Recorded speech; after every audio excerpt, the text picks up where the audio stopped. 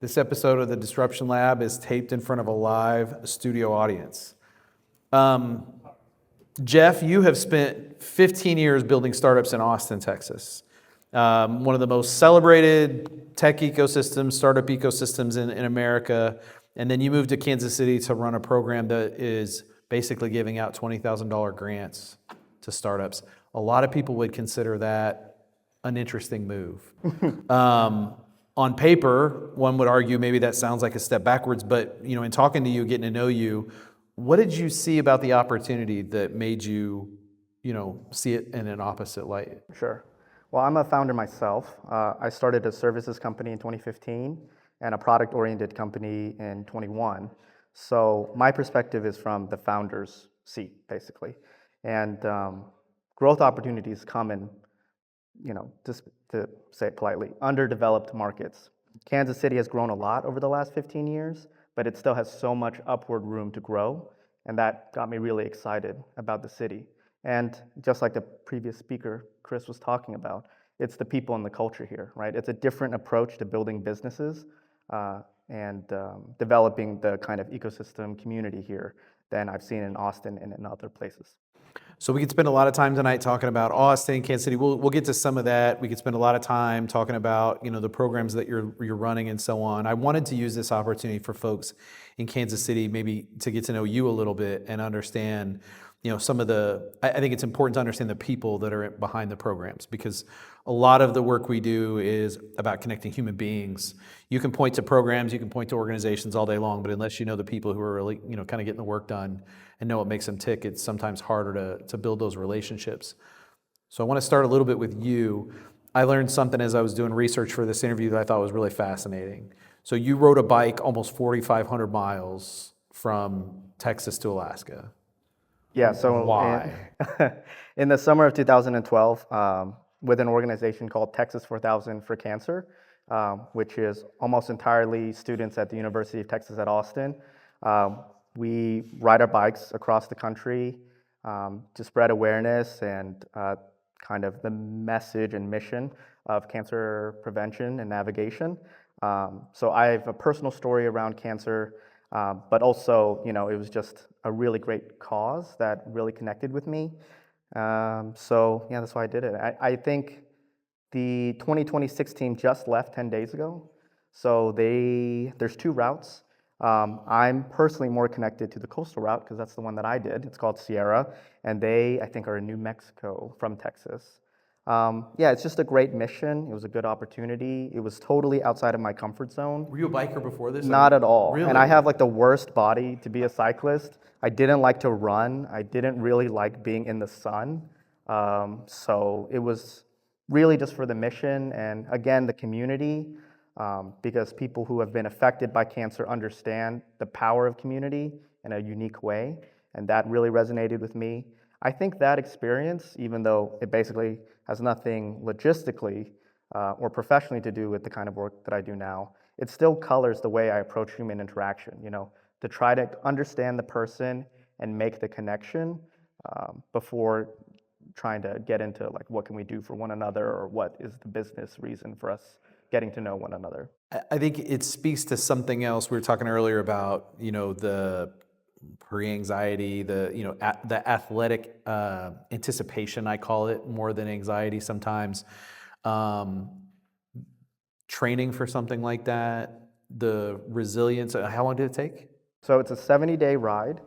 Yeah, you start like sometime in June, you finish right before the summer ends, and then all of a sudden it's all over and you're back in Texas. Like once you finish, you go back home and then you start another year of school for some people, or you go to med school, or you start a new job, or you take a gap year for some others. For me, I went right into my must have been my junior year. It was my senior year. Yeah, it was a long time ago now, but way to spend a summer, I guess. Yeah, it was really, really great, and that's how I got into my career and developed my interest in healthcare. And so you also spent some time at Epic doing kind of workflow development in the oncology space. Same connection, same thought process to get into that. Yeah, so through my work with Texas 4000 for Cancer, at the time we were partnered with Livestrong, and so we had to become more familiar with the cancer navigation process and work with people in the community that were going through that experience. So that really resonated with me. I wanted to get into the technology, more of the clinical side, the treatment and care side. And so Epic was a great opportunity to do that. I worked on their cancer software suite, which was called Beacon. I'm not sure if it is today. I typically don't talk about Epic here because I meet so many people at Cerner. It's safe now. It feels like it's okay. I've been gone for 12 years, so it feels like they don't hold it against me. But yeah, that was really important too because learning hospital workflows was so helpful. If you're developing any kind of product, understanding the customer journey is very important. And also, if you're building it from scratch, the kind of process of making something, both of those things were kind of colored by my experience mapping out hospital workflows for UC San Francisco, which was my primary client at the time.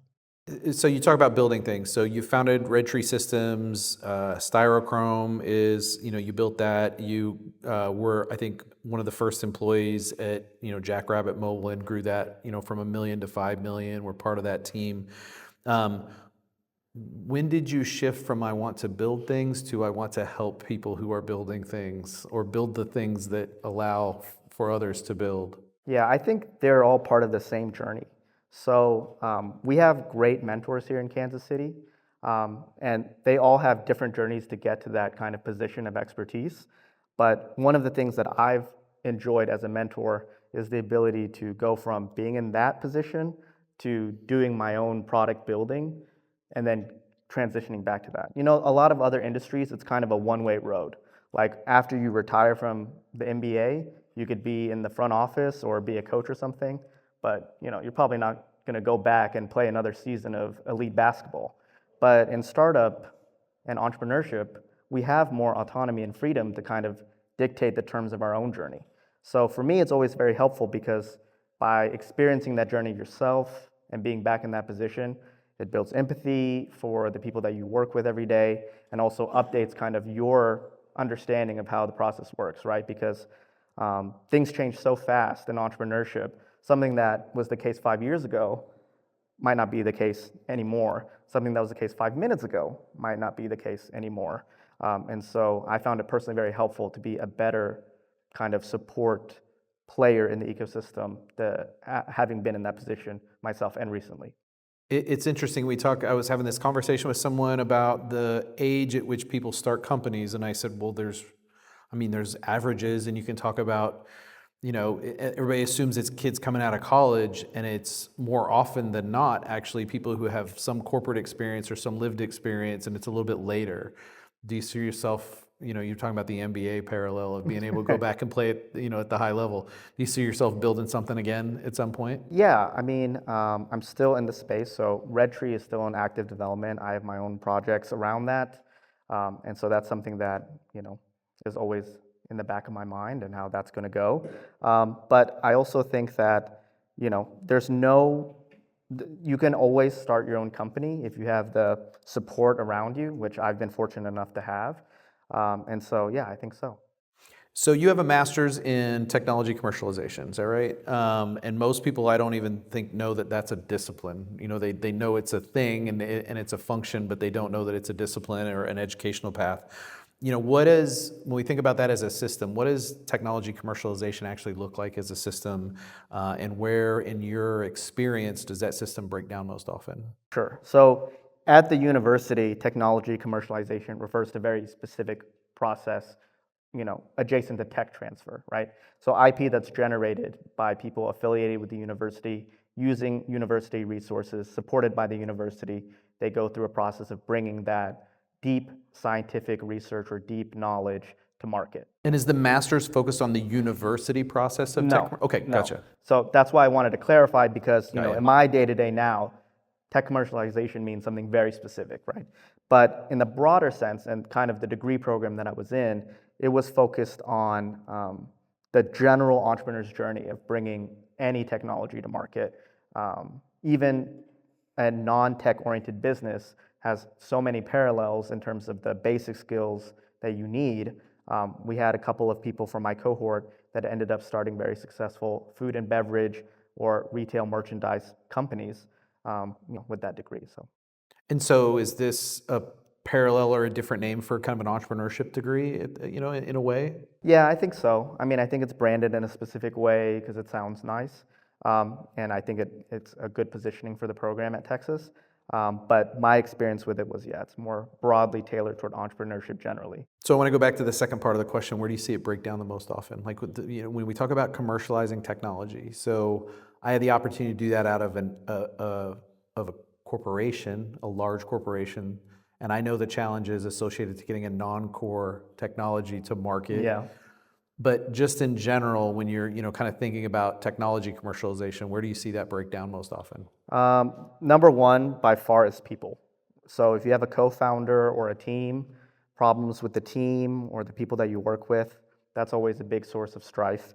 And then, of course, yourself, because people are living lives. They have other things that they need to navigate in addition to the business. They have other stuff that is as or more important that they have to deal with. And so that's always number one is the people-oriented part, which is why I think I always have a people or a client-centered approach to how I approach my role. The second, of course, is just not understanding the market, especially when you're working with something that requires deep domain knowledge, may have been worked on for like a decade, and this person that you're working with has very specific, unique understanding of how this technology works. That doesn't always translate to the market, but that also applies to Main Street businesses, right? Because people have something that they love, maybe their children or their parents or their family and their friends love. How could that not translate to the broader community? I've gotten such good feedback. Well, sometimes the market is different from people you know personally, and so that's why that validation work is also very important. I would say those are the two main ones. The third is obviously it's tough to build anything. Yeah. Right? Building something, whether it's a collaborative space or a university program or a freestanding company, it's just hard to build. I'm always amazed at entrepreneurs that come to me and say, I've got an idea, but I don't want to share it with anybody because I don't want anybody to steal my idea. And I'm like, don't worry about that. Yeah. It's building your idea that's the hard part. So Yeah. if you're willing to be the one that builds it and goes and does it, then that's your advantage. And that's what, don't share that story with someone. Yeah. But the ideas are cheap. Yeah, I think it's just part of a series of misconceptions that have way outlasted their lifespan and how long I expected them to persist. But here in Kansas City, I feel like people are very happy to talk about their ideas, their story, work with you, hear yours. I think that is shifting, and cities like Kansas City are kind of at the fore of that. So I want to shift a little bit. We'll go back and forth a little bit, but I do want to shift a little bit to the current work that you're doing now. Okay. And you've come in and you're Tech Venture Studio, involved in a lot of the work there. Digital Sandbox is kind of the flagship program, the $20,000 grants. It's fascinating to me that since it started in 2013, and I remember the original I-6 grant application, 250 companies, $243 million of follow-on funding, I believe. And when you look at that, it's a 12,000 to 1 ratio in terms of capital raised, in terms of invested in proof of concepts. Why? What is the magic behind Digital Sandbox from your brief time here and how you've seen things in Texas and Austin and seen things here in Kansas City? What's the magic behind Digital Sandbox, why these numbers are what they are? Sure. Well, I think first, it's such an honor to become one of the stewards of a 13-year-old program. When it comes to funding startups, programs come and go all the time. Here in Kansas City, in Austin, and elsewhere, it can be tough to continuously get that funding, have a continuous line of companies that you're funding. So it's great that Digital Sandbox KC has been around for that long and has consistently funded programs. I think the difference is we found a process that really works for us, and we've consistently found ways to try to update it and keep in alignment with what the community needs. So just in my 2 months here, because I'm in a community-facing role, which I really enjoy, I've heard a lot of feedback, and those things are being considered and implemented. I think that's part of the success, and Also, Kansas City and the Kansas City area has great entrepreneurs, uh, really hardworking people with good ideas. And so I think that the number itself is not just a testament to the program, right, which does identify, support, and fund talent, but also the inherent talent in the region that is here locally and just waiting for an opportunity to grow their business. So do you think, I mean, it's not the $20,000. I mean, we were talking earlier, $20,000 is, you can do a lot with $20,000 in today's environment, but it oftentimes is not enough. Is it the signal that creates when somebody is a Digital Sandbox awardee? Is it, what are the other elements of the program that you're a steward of now that you think are important in some of the success that the program has seen? Yeah, I mean, certainly it is, I think, the brand, right? The brand there's been a lot of work that's gone into that. It's been really easy for me to meet people because I just tell people that I work with Digital Sandbox KC. They know what it is and they know what I do. So that helps a lot. But also, yeah, it does send a general signal that this company is not just on a napkin, right? This is something that's being worked on. People with expertise in the area looked at it and said, I think this is something worth investing in and taking time to work on. And I think the word on the street, I think, is de-risking. Anytime you can work with partners in the community or in the investment pipeline to de-risk a venture, it's always great because people have limited time, money is more constrained these days given market conditions. So if someone else is going to do some work and make this company a safer investment, so to speak, that's always valuable. So you've been in the Austin ecosystem. You mentioned you've only been here 2 months, but if you were to say what is some of the key differences, and not just aspirationally for Kansas City, but structurally, what are some of the key differences that you might see since you've been here? Sure. Well, just as a baseline, in terms of the challenges facing Austin when I started in 2011, the conversations and topics of discussion were almost exactly the same. We don't have enough investment. It takes too long to deploy funding, and then investors would kind of talk about the quality of the companies. They're not ambitious enough. They're very safe plays. We don't think we're going to get a return. So that was kind of the same thing, and I hear some of those things here. So it's interesting to kind of reference that for me. The big difference for us, obviously, is the timing. So that 15 years from 2011 to 2026, for me, it was such an interesting period just in tech broadly. And Texas had a strong business and cultural relationship with California. Texas also has a very strong culture, right? But it also had a degree of transience, especially Austin, as it kind of grew. A lot of new people started coming in from all over, not just California.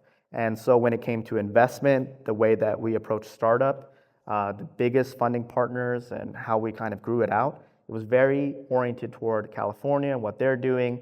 How can we get some of that? How can we grow like that? In certain ambitious conversations, how can we beat that or grow bigger than that, right? Here in Kansas City, people know that it's not a big coastal town, but also, first of all, there's a very strong sense of identity here and community here, not just in the Kansas City sense, but also the broader Midwest approach to doing business and developing relationships. And also, the way that business is done is also different. So I think that is going to make all the difference in terms of how this grows out over the next decade, because that cultural difference and the fact that you can orient your business more broadly than saying, we're going to look at this, they're our North Star, and we're going to take from this. Kansas City is very open-minded in terms of which markets it takes inspiration from, and also how we develop that pipeline, right? They get invested here, they need more funding, we will build the network to get them funded by a different group in a different region. That's totally fine, and we still celebrate that. I'm glad you brought up culture. In 2011 is when you went to Austin, is that right? So I went to Austin in 2009. Okay. Yeah. Perfect. Yeah. That's even better. Yeah. So South by Southwest started as a film and music festival. Yeah. I think people forget. I used to drive down there just to listen to 65 bands in 4 days, which was stupid to think about now. I'm too old. Then interactive started.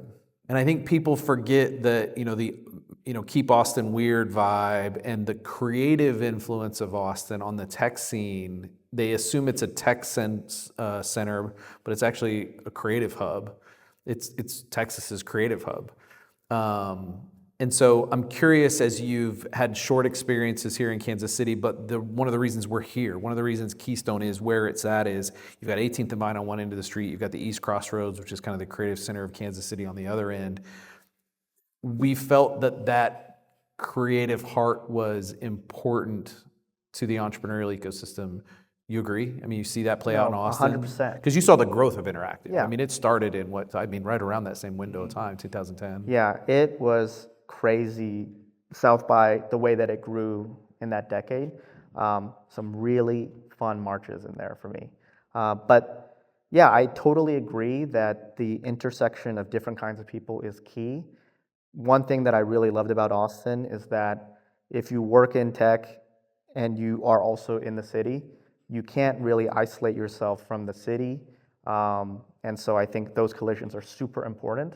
And in my first 2 months here, I've been trying to go to as many different things and as many different places and meet all kinds of people, understand their experience, because I know Kansas City has a very long history, a very complex history, and it's important to understand that before just trying to dive in and solve everything or move the needle everywhere and try to figure it out. So I think in Austin, the fact that those collisions happen all the time was a big part of that story. So going back to the Digital Sandbox piece, walk me through the selection process. What do you look for? It's primarily, it was Digital Sandbox for a reason. Primarily technology, or at the time digitally focused prototype proof of concept opportunities. So, in your opinion, first, what are the key things you're looking for when somebody applies to Digital Sandbox, and then two, what are the things that you think separate the good concepts from the ones that maybe aren't ready? Yeah, I think the first is general investment readiness, and that's a mix of different characteristics, right? So a solid idea, a coachable founder, a plan for using the funds, and a general connection to the region. These are the main characteristics that at least I'm looking at when I'm sitting on the panel. So our process is you apply online, you enter our application queue. Based on your application, we might have some follow-up questions. And the key for us is that if you apply, you will get to pitch. Historically, that's always been in front of our panel, but these days we've gotten way more interest than we ever have before. And so we're experimenting with different formats to get everybody in a space to pitch as soon as possible, right? But if you apply, you will get to pitch. And if you aren't pitch ready quite yet, we have great partners at the Innovation Center, which is where we're housed at UMKC, that will help you at no cost to refine your pitch and develop your business. So I think that's kind of what I'm looking for, is just a company that's ready to go. If they're not ready to go, we'll get them there. We want everybody to win. And the fact that we don't take equity, I think, also changes the tenor of the conversation, right? Because our return is seeing economic growth in the greater Kansas City region. That's what we're evaluated on, and that's what we measure internally. So we're looking for companies that can do that. You use the phrase coachable founder. I'm curious, from your lens, how do you ascertain that, and what's that mean to you? Yeah, so in terms of our format, we have a 10-minute presentation and a 20-minute Q&A, which is pretty long for a Q&A. But the Q&A is so important for us because, first of all, you're going to get great feedback by our panel, right, which includes unbelievable entrepreneurs that have had their own exits and successes, have been in the founder's chair, so they're not coming from just the position of looking at it from the money side, but also seeing how they react to suggestions or questions, how they've thought about it, just their way to conflict resolution, because anytime you ask a question that's kind of probing or maybe mildly confrontational about someone's business, people are defensive. That's very natural. But seeing how people navigate that gives you a sense of what it'll be like working with them, supporting them, and how likely they are to get follow-on funding. If they're very alienating, you can kind of see early, it's like, I don't know if this person can be successful because I might be able to give them the benefit of the doubt, but will that continue on as they grow the company?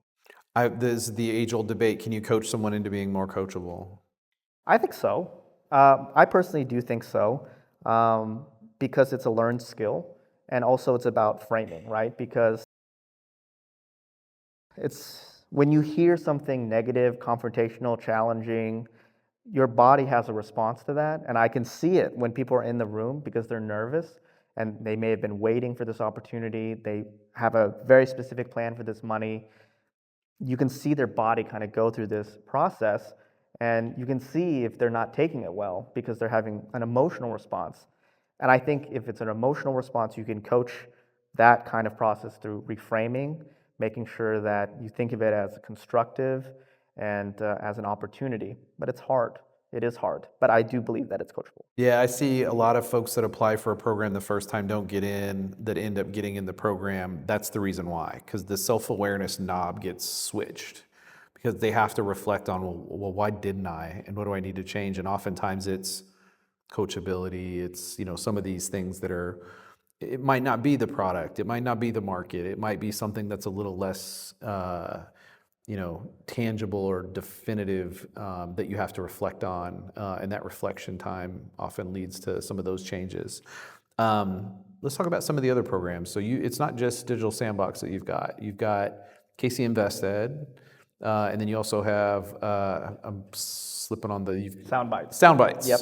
So, we talk about the programs that we have as kind of an innovation flywheel, how these things kind of connect together. Walk me through how Tech Venture Studio, not just your three or the ones that but even Whiteboard to Boardroom or maybe some of the other elements that sit within TVS, how these things connect to each other and that journey. Sure.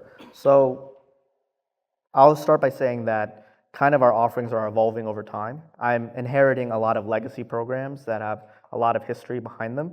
And so I'm making sure that I understand that history while balancing that with feedback I'm getting from the community because people have a lot of feedback and they're very comfortable to share it, and I'm very happy to listen. But I love the way you said that. Yeah, and it's good. It's better that people just say how they feel, right? But InvestEd is our series of investor dinners, and it's meant to bring together angel investors, VCs, and other kinds of people who would write a check with people who need a check. And just breaking down that formality, having people just talk to each other candidly as human beings, understand each other's journey, see if they can make a personal connection, and then try to accelerate the timeline of getting these companies growing. Soundbites is our speaker series, sort of. I don't know if that's the best way to describe it, but we are trying to bring to the fore interesting voices in the community that may or may not have been highlighted before, get their perspective, share it. I mean, I'm sitting on a podcast right now, so I think you understand kind of the goals of some of that. And our next event is on the 11th of June. It'll be at Hush Blackwell, one of our partners and sponsors. It'll be from 4 to 6 if anybody wants to come. But your very own Gwen from Keystone is speaking on that panel for us, which we appreciate very much. And that panel will be about kind of how you can integrate AI into your company. And so we have different people. Gwen is teaching a class here at Keystone on how to integrate AI into your professional workflow and become more familiar with the technology. We have an entrepreneur in Janae Gamage who's using it at her company. Then we have Alexandria Hamilton who's using it. She's a big evangelist and also using it to in the medical space. So just different kinds of voices, use cases. Yeah, that's fantastic. I want to go back. You said something earlier. I want to kind of pull that thread a little bit. The connection between being a founder and either supporting founders or actually identifying maybe. How does that, good founders, how does that experience of being a founder change you as a person running a program now? And when you see a pitch, do you think that experience of being on the other side of the table helps? And I would assume that's a rhetorical question, but how? Yeah, I think for sure is the first answer. But when people go through the process, when I see things happen, whether it's something that I find out about the company or they tell me about the company and what's happening, or when I'm watching a pitch and I see something happen, or I hear something that I may have said in the past, it just resonates with me. And I remember the kind of circumstances I was in, what put me in that position. And I think it does help because when I work with entrepreneurs, I always like to use metaphors and cues, right? Things that are more easily understandable, translate that into the context in which we're operating. And so having that personal experience, I know what cues I used to learn and to navigate around that challenge. I think it's really invaluable. And I always appreciate founders that transition into that. And, that's kind of the model that I emulated because I think that's part of it. I was taught for free at a university program by mentors and entrepreneurs because they thought it was their moral obligation to do so. And I think that even though this is my career, right, I am being paid for this job. I chose this line of work because I think it's imperative that entrepreneurs integrate into the ecosystem this way. So I'm envious of you because you get to see a lot of the things very early, a lot of the stuff that's coming through the pipeline, and you get to see it at volume, right? Because a lot of people, everybody applies for Digital Sandbox. So without naming names, without exposing any companies that maybe aren't public yet or anything like that, what are the cool, and you can't say AI. Okay. All right. What are the cool technologies, kind of the cool trends? What are some of the emerging things that you see pattern-wise, that kind of excite you right now? Sure. Well, I'll speak very broadly. When I was starting in 2011, the teams that typically were received the best had a technical co-founder, very technically strong, came from a coding background, and the part where they struggled often was understanding the customer, why someone would want to pay for this. Sure. They're like, it's Technology cool, for I made technology. it, Yeah. it rules. Yeah, Don't you built think it this. rules? But now the shift that I'm seeing, it's away from that, not just because of tools like AI, but just kind of in general, people are valuing the deep expertise that comes with being in an industry for a long period of time, seeing things historically and professionally that other people don't understand. And that deep domain knowledge in a specific vertical and understanding the problem inside and out. I mean, if you're one of the people on the planet that understands this problem the best, it puts you in such a great position to solve it.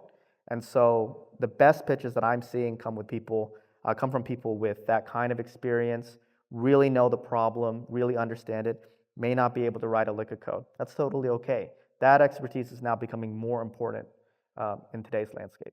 Is it becoming more important, or is it just becoming more obvious? Because I think you said something earlier about the things that you're looking for, and you were talking about, or the things that separated the good, founders. And one of them was this idea of, what's going on in your personal life, or what's your human situation, and so on. And so that translates to me when we're coaching angels or when we're looking at concepts as team, right? So is the team solid? Is the team there? The second one is market. And I think that was the articulation you just had about domain expertise. Do you understand the market? Is the market timing right? Some of those things. So has that ever changed, or is it just being magnified now because the technical bar has changed? Well, for sure, I saw companies with founders that didn't have technical expertise that people took a pass on. And I was like, this person really knows what they're talking about. And I think you're focusing on the wrong aspects. You can find talent to surround this person, but you can't find another person like that. And it did happen, and I saw it firsthand. So I think there's something to what you're saying, is that it is becoming more obvious because the mindset around the technical barrier is shifting, right? Writing the code is no longer perceived as the most costly and risky part of a venture anymore. Yeah. All right, so you can say AI now, because I'm about to ask you an AI question. You see a lot of concepts right now that are probably have AI in them, or people talking about using AI to do this and that and the other. How are you distinguishing between the ones that have leverage or an opportunity because of that technology versus the ones that are what do they say, putting lipstick on the pig? Yeah. Well, I've seen a lot of hot technologies come and go. They never go away, but they transition into a different role, and they might not dominate headlines as much, right? AI is kind of in that boom phase. Everybody knows it. It's been talked about ad nauseum. Kind of in my circle, I'm seen as kind of bullish on AI, actually, because I have a measured approach to it. I don't think it's bad or fundamentally evil, but I've been tracking it since, LLMs were the term. Now people don't, they say AI instead of LLMs. But the companies that are using AI the best understand what it is, how it works, what data it's best with, and how it integrates into a workflow. Because integrating AI into your workflow and how you do work is easy. Integrating it into how a business operates is challenging. So people who understand that, have mapped it out, and have like a very defined scope are doing the best. People who kind of say like, we will use AI to solve as a broad cover all, I don't find that a particularly convincing answer. Yeah, yeah. It's not an end all be all for those types of things. Um, so you've said that Kansas City has a lot of the ingredients. That it's kind of you've compared it to maybe the earlier days in Austin, some of those types of things. You've been here for a hot minute, 2 months. What's surprised you the most about Kansas City since you've arrived? Because you were telling, and I'm gonna expose your flank for a second, No, because you please. said something earlier today that I thought was really interesting.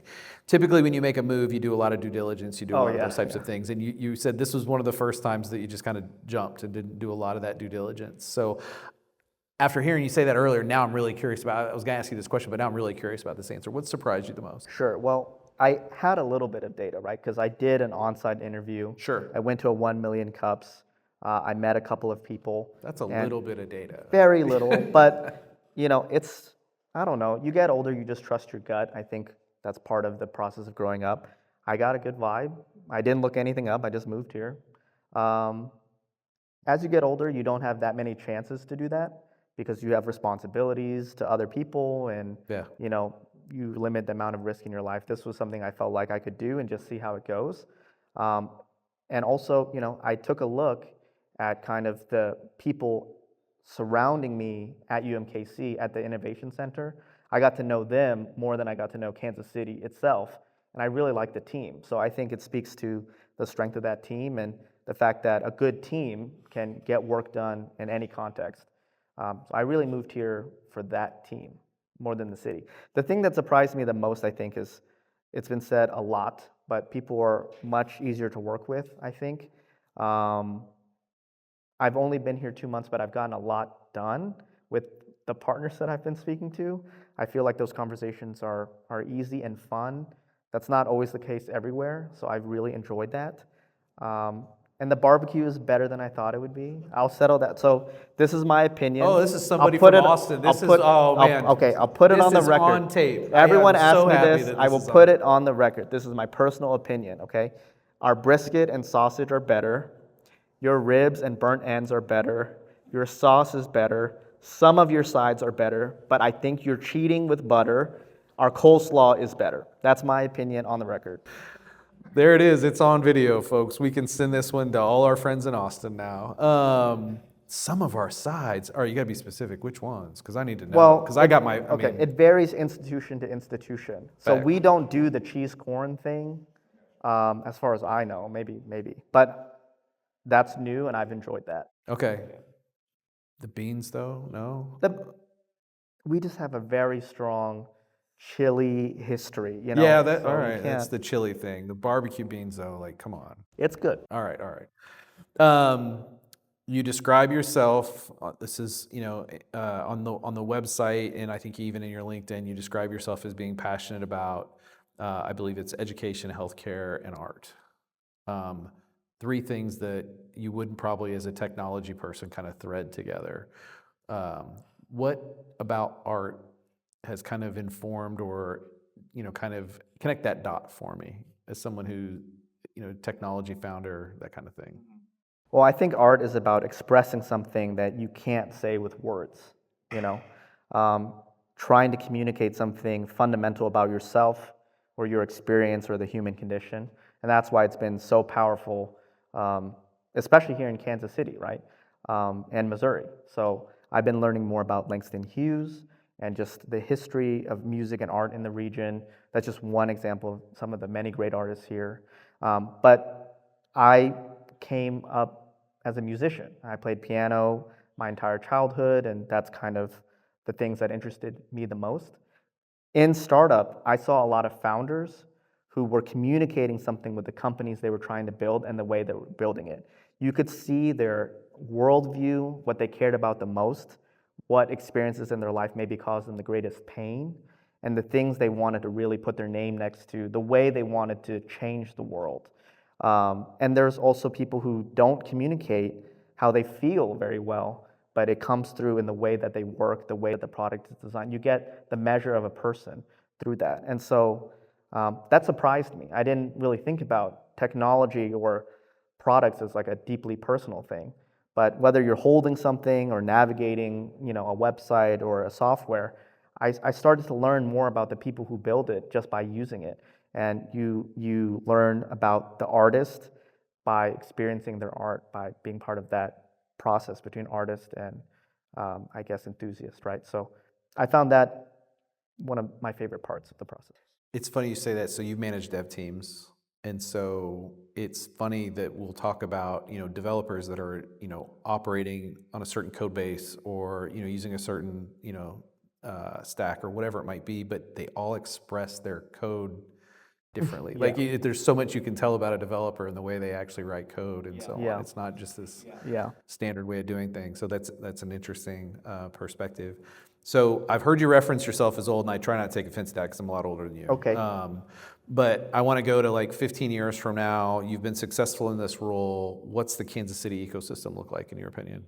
I think it has a unique identity, right? I think it'll be set apart from other technology cities in the country, in the world. It will have found its own path forward. It will have pioneered some novel ways of bringing a product to market.